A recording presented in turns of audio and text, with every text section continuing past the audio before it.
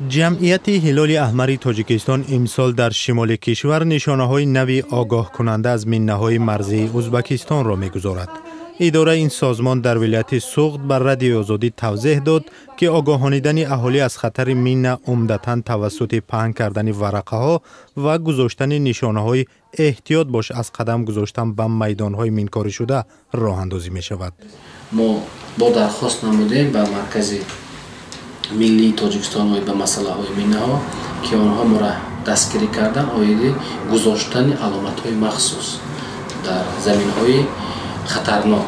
چند خطر علامت ولی از رسمیتی که به ما پیشنهاد کردن زیاده از 1,500 و در هر یک شهر و ناحیه ها با این علامت ها رایگان یعنی 300 عددی تقسیم کرده میشه. بر پایه معلومات بخش سوغدی هلال احمر تاجیکستان تا سال 2013 142 ساکن مرزی سوغد از ترکش مینه‌های مرزی ازبکستان کشته و مجروح شدند. آخرین ترکش سال 2013 در خط مرز اسفره رخ داده. در سالهای آخر حادثه‌های دیگری ترکش مینه‌ها و جان باختن و مجروح شدن آدمان و حیوانات به قید گرفته نشده است.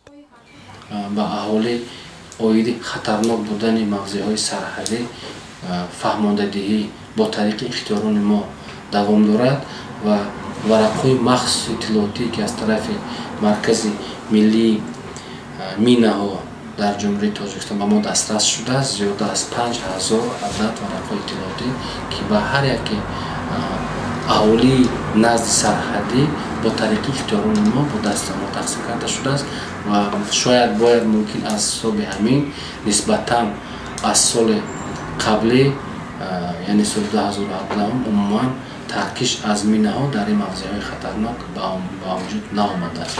برنامه آگاهانیدن ساکنان مرزی از ترکش مینه‌های مرزی ازبکستان با دستگیری مالی کمیته بین المللی صلیب سرخ در ناحیه‌های سرحدی تاجیکستان، اسفره، پنجکند، اشت و کانیبادام از سال 2014 تا حال ادامه دارد. 12 اختیاری جمعیت هلال احمر با مساعدت حکومت‌های محلی نشانه‌های آگاه کننده می‌گذارند.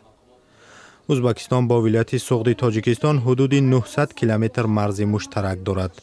8 ناحیه منطقه شمالی تاجیکستان با این کشور هم مرزند، ولی میدان‌های مینه‌کاری شده بیشتر در شهرهای اسفره و پنجکند است.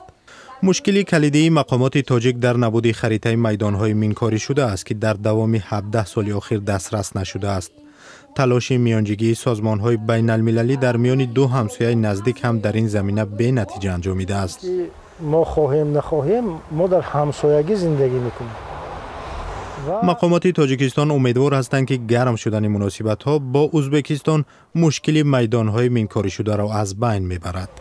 بین ما بین دو دولت همسایه رابطه ها بهتر شده ایستادند و من امیدوار هستم که بهتر شدن رابطه های ما به همه ساحه ها، جبهه ها، هم اقتصادی هم اجتماعی از جمله پاککاری مینه ها هم به تاثیر نمیگذارد.